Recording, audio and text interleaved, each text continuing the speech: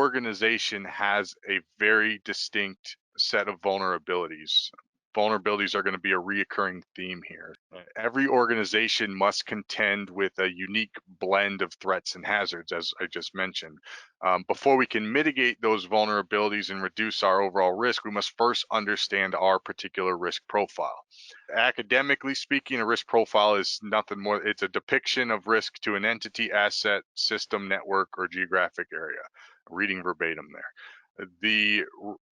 A risk profile is typically derived from a risk assessment, as I mentioned, which gives you that baseline, and that baseline allows you to monitor for deviations. Any deviations from normal.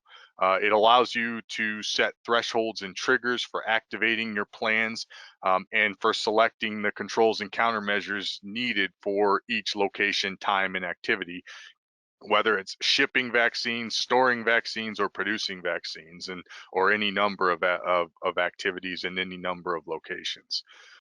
An organization's evaluation of their risk profile really only needs to address three simple questions. What are you trying to protect? What are you trying to protect it from? And what do you have to protect it with? Because risk profiles change constantly, and I mean constantly, organizations need to remain agile and avoid leaning too heavily on so-called best practices and short-term fixes and ad hoc response measures. Existing protective measures might be inadequate or ineffective as our risk profile changes over time. A perfect example is what we're seeing now in the US on the Eastern Seaboard. In response to the outbreak of COVID, a lot of organizations and state and local governments in the US issued remote work orders. However, with hurricane season upon us and everything that brings with it, the likelihood of sustained power outages, which we're already seeing impacting large parts of the country, is going to increase. So, a lot of organizations have backup generators, solar arrays, battery banks, et cetera, at their facilities, but very few private residences are equipped with those kinds of redundant power sources. UPS, UPSs, whatever you want to call them, are fine for a little while, but they're not going to suffice for a multi-day outage. And the same applies for the Western states with wildfire season on us, right? The work from home order mitigates pandemic risk, but how do you contend with a long-term power outage with most of your staff working from home? Can you absorb a long-term power outage with remote staff? Will you make exceptions for people needing to return to the office? How are you going to support them if they need to do so? How do you ensure that's done safely in accordance with the seemingly ever-changing guidance coming out of local health departments? Have you considered setting up warm sites at hotels or nearby facilities as a backup? Are you encouraging and incentivizing, or at least instructing people how to develop their own resilience strategies?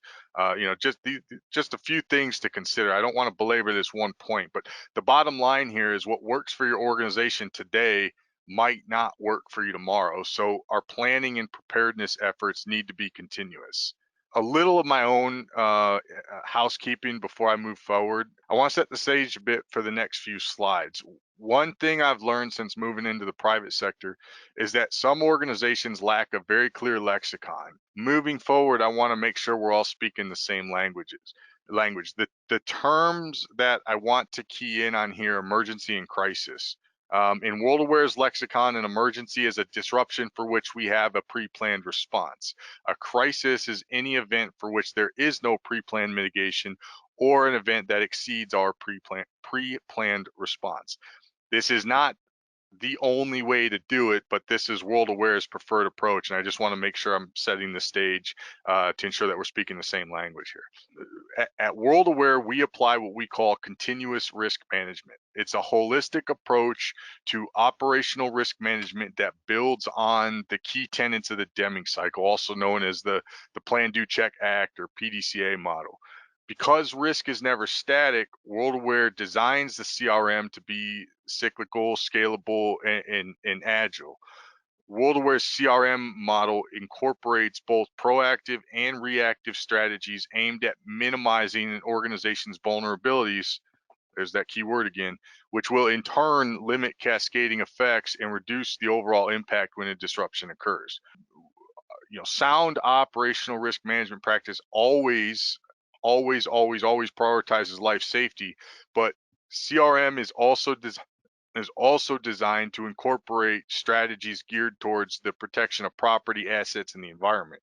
When we talk about mitigating risk in the CRM cycle, we're talking about, like I said, proactive and reactive strategies. Proactive measures include those assessments that I was talking about earlier, procedures, as well as training and exercises. Again, talking about unpacking assessments a little bit, those threat assessments, those threat and hazard assessments, studying the capability and intent of threat actors, in understanding the frequency and magnitude of natural hazards or even hazards in your operating areas due to accidents or negligence. Vulnerability assessments, identifying which assets are exposed and to what degree. When we talk about planning, thorough planning minimizes the likelihood of having to resort to ad hoc response. We don't want to make up our response as we go if we can avoid it. We want to minimize the likelihood of having to resort to that ad hoc response following a disruption. A thorough set of plans helps build resilience at all organizational levels, right? At the strategic and the operational levels, we have crisis management and continuity of operations plans. Those are designed to protect the organization's brand and reputation and ensure essential functions continue to operate and provide a pathway to return to normalcy when the disruption subsides. At the tactical level, emergency response and incident management plans help ensure that organizations are prepared to respond efficiently and effectively to events threatening life safety, right? The focus there is separating personnel and obviously separating personnel from a particular stressor, whether it's a fire or a natural disaster, a flood due to a water main break or something along those lines. Whenever we make a plan, we need to define the end state. We need to understand what right looks like before we can even start. So if you're putting together a plan, make sure you articulate a coherent mission statement and set clear goals, that desired end state, and objectives, which are those specific benchmarks needed to hit that goal. When drafting objectives, we like the acronym SMART: specific, measurable, attainable, relevant, and time bound. And I would also use assignable interchangeably with attainable, and I'll unpack that here in a minute too. Avoid the "I'll know it when I see it" approach when you're putting your plan together. Set your people up for success and start with the end in mind when you're building out your plans. Plan, regardless of its scope, whether it's an incident management plan, emergency response plan, continuity of operations, or a crisis management plan, needs to have all key terms clearly defined. Again, that lexicon we talked about earlier, so everybody's speaking the same language. So include that in your plan. Make sure you got a clear task organization with defined duties and responsibilities for all personnel, from the what may be considered the incident commander or whatever doctrine you choose to follow, all the way down to the most junior employees whose sole responsibility may be something as simple as evacuate to your assigned assembly area. Right? Make sure those roles and responsibilities, those duties and responsibilities are very clearly defined. Robust plans also have orders of succession for those personnel and key roles, those charged with overseeing the plan's execution. Contact information for all those key personnel, including external assets, right? The facilities managers, the insurance brokers, your utility providers, etc. And then finally, we also need clear triggers and thresholds for plan activation. A robust communication strategy as well, with clear guidance for when, how, and to what degree to communicate to those internal and external stakeholders. Another proactive strategy to stress to our clients is training and exercises, right? Once all of those plans have been documented, it's imperative that we validate them to make sure they actually work. A plan that hasn't been exercised is not a plan at all. It's just it's a 3-ring binder, likely collecting dust on the shelf somewhere. So make sure you're putting some type of structure in place to test and validate those plans to make sure they're actually viable. Next, train your people.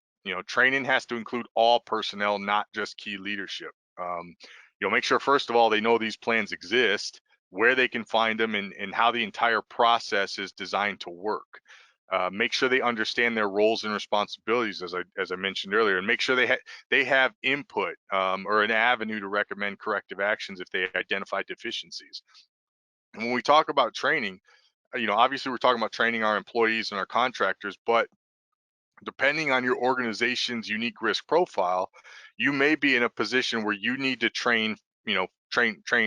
develop a training program that includes spouses and family members as well. If you have employees on accompanied tours overseas, potentially high risk operating environments, you may have to design a training program that reaches that audience as well.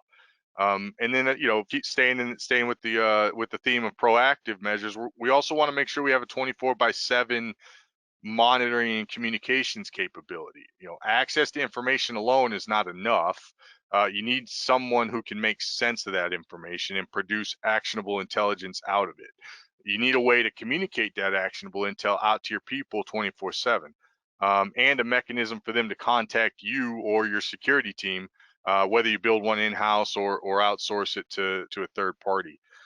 So, as an organization, when designing a holistic risk management program, where is a good place to start? Right? If your program is still in its infancy, WorldAware recommends organizations consider putting together a crisis management team first. First off, what's crisis management? As Mr. Gilman puts it here, it's not the difference between good and bad. Crisis management is geared towards preventing bad from getting worse. If you remember those terms and definitions I covered a few minutes ago, a crisis based on our lexicon, WorldAware's lexicon, is any disruption for which there is no pre-planned mitigation or a disruption that exceeds our pre-planned mitigation. If organizations have little to no pre-planned mitigation measures in place, then almost any disruption becomes a crisis. So that's why we focus on, or that's why we stress building out the crisis management capability first. Our intent here is to help organizations build a top tier team that's agile and can respond quickly to any stressor. Obviously, ensuring life safety is the primary goal, but we also want to build a crisis team that can monitor for changes to the organization's risk profile. Again, you know, what are we trying to protect? What are we trying to protect it from? What do we have to protect it with? Mitigate cascading effects in the immediacy following a disruption. Protect the brand and reputation of the company and lead recovery efforts and help restore normalcy to the organization. Crisis management as a discipline is too often viewed as solely a security effort, but it really needs to be a collaborative effort between quite a few shops within your organization.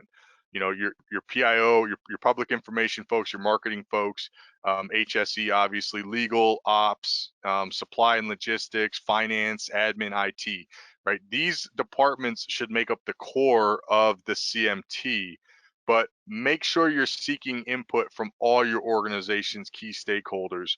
Every organization is designed and structured a bit differently, so make sure you're not leaving anybody out when you're putting this together.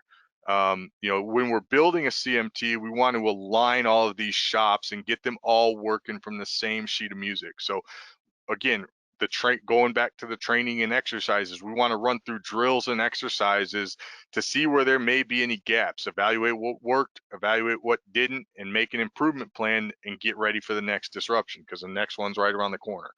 Once we got the CMT set up, we can start getting a bit more granular and start building out emergency response, site specific emergency response plans, site specific incident management plans, and then the overarching continuity strategies to ensure essential functions, remain viable.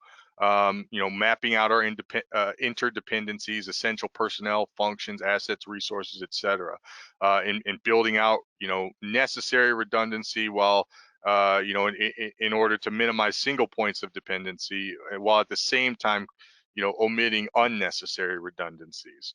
But all that should come after you have a CMT in place. It's going to take time to build a holistic program. So it's important to have something in place to manage disruptions, whether it's COVID, some other kind of environmental hazard, civil unrest, or social media hack, what have you. Pick your favorite nightmare.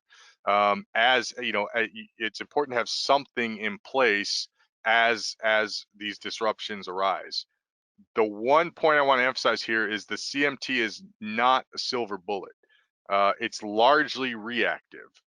So we ultimately want to have a program in place that's designed to address issues before they arise. But the CMT, until you have a more holistic preparedness strategy in place, it does serve as a stopgap until that more robust continuity program can be built. In order to be successful, crisis management teams need to have a clear documented process, something that's simple and easy to follow. One popular approach is a modified planning P seen here. This version is actually taken directly from our WorldAware's crisis management plan. But there's no such thing as the way when it comes to crisis management, right? There are several methodologies that can be drawn from to tailor a process that works for you and your team. Just put something in place, document it, train it, exercise it, and continually refine it. In closing, I'll end by briefly unpacking what we call our universal watch areas. These are what we want to avoid during the process of developing this holistic CRM program. Number one there is lack of ownership. This goes back to those SMART objectives we covered earlier, right? If you don't make this a formal process with assigned task, right, it turns into, well, not always, but it has the potential to turn into, in the end, somebody, anybody, nobody, right? Somebody should have done it, anybody could have done it, but in the end, nobody does. All right, so we want to make sure we avoid this lack of ownership, and there's a clear leadership structure. And that moves into the next watch area, leadership via committee. We absolutely encourage inclusivity and team building. Definitely want to ensure everyone has a voice when developing, a holistic program. However, when faced with an active disruption during which lives or assets are at stake, too many cooks in the kitchen is a bad thing. Someone must take charge and provide clear, actionable guidance to navigate that disruption. That leadership hierarchy and that succession plan that we mentioned earlier should be established, formalized, and communicated to all organizational personnel well in advance of any disruption. So, again, we don't end up with the somebody, anybody, nobody. Ineffective communications, right? Communications, and they need to go up, down, by, with, and through all your personnel. Ineffective here can mean a lot of things. If personnel aren't aware that your organization's risk management program even exists, that organization's comms are probably ineffective. If that organization hasn't built out redundancy in their communications plan, i.e., multiple modes of communication across different platforms, not a bunch of iPhones on Verizon's plan, but different modes on different platforms, their comms are probably ineffective.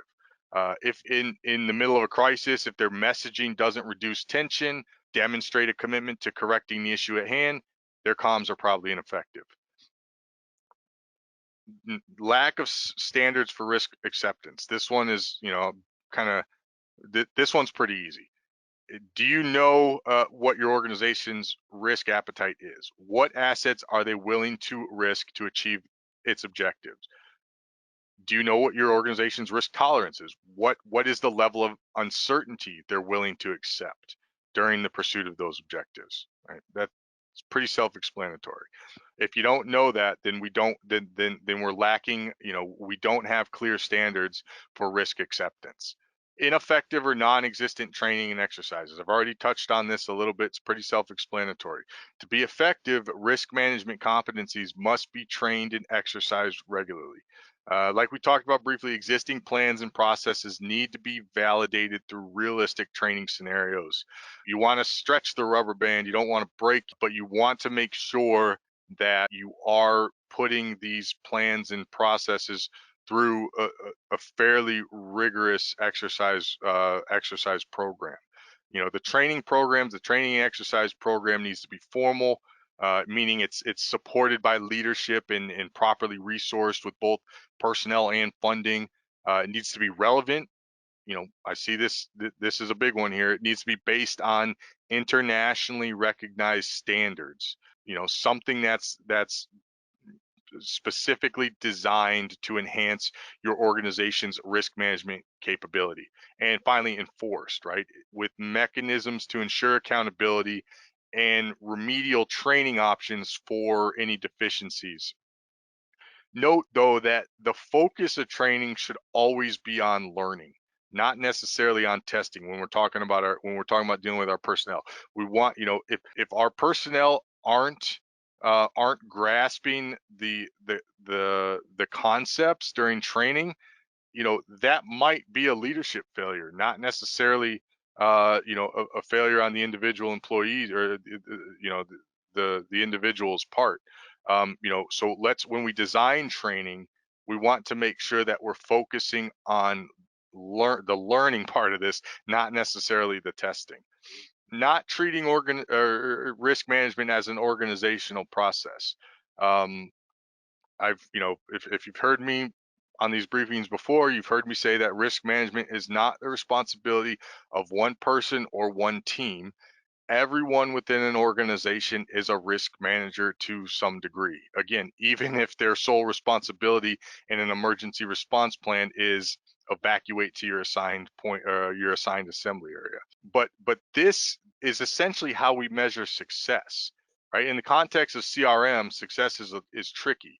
Like I said, with these SMART objectives, it implies a specific end state or an end state to a specific measurable, assignable, attainable, whichever one you choose, relevant and time-bound objective. But when discussing holistic program building, it's not that simple. Because risk is never static, preparedness efforts must also be continuous and constantly evolving. So treating risk management as an organizational process requires a bit of a culture shift. It requires every individual to view risk management as part of every individual within an organization to view risk management as part of their day-to-day responsibilities. That's how you measure success here. That's how you define success, is when everybody views risk management as an integrated component of their core responsibilities. All right. And then finally, gravitating to the event versus the circumstances and consequences. We don't want to get sucked in by headlines, the flavor of the day, right? There are three factors of risk. You got threat or hazard, kind of synonymous here, vulnerability and consequence. Too often, we see organizations who are focused too heavily on the threat. But in most cases, organizations have zero control over that threat or hazard.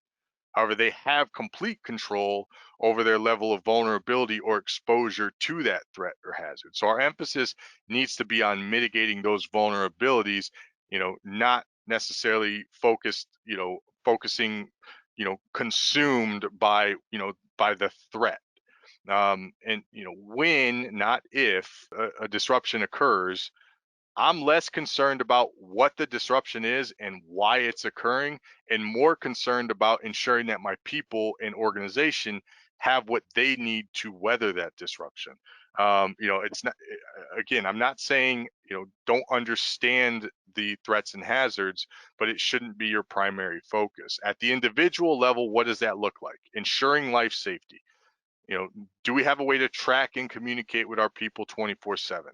I shouldn't say track, but do we have a way to, for lack of a better term, track and communicate with our people 24/7 if necessary? What if that comms platform goes down? Remember, we don't, 4 iPhones on a Verizon plan is not a communications plan. What's the backup plan if that communications platform goes down? Do we have plans and processes in place to ensure we can get our people adequate shelter, food, water, transportation, medical care, and security in the event of a disruption? Again, whatever that disruption may be, what's the backup plan for that? Do we have an evacuation plan in place? What if evacuation isn't possible? Do we have a sustainment plan or a shelter in place plan in place? Does our insurance cover this, or are we coming out of pocket for it? Right? Do we have the resources freed up for that? And do the right people have access to those resources? Or are we going to be trying to get a hold of our finance team at 2 o'clock in the morning when something breaks bad? Right? These are all the questions that need to be addressed proactively before a disruption occurs. At the organizational level, to ensure continuity of operations, it gets a little bit, continuity of operations is a little bit different than ensuring life safety, but some of the concepts are the same. Do we have our essential functions mapped out? Do we know how much downtime we can absorb as an organization? What are the workarounds or contingency plans if key personnel, assets, or functions are down? And do we have a mutual aid agreement or agreements in place with neighboring organizations? Remember those warm sites I talked about, briefly a few minutes ago, right? Um, we always say that no plan survives first contact, and that's certainly likely to be true here. But it's far better to have a framework in place so we're not relying entirely on ad hoc mitigation, that make it up as you go, that I'll know it when I see it approach. We don't want to rely on ad hoc mitigation, uh, uh, you know, following a disruption if we can avoid it.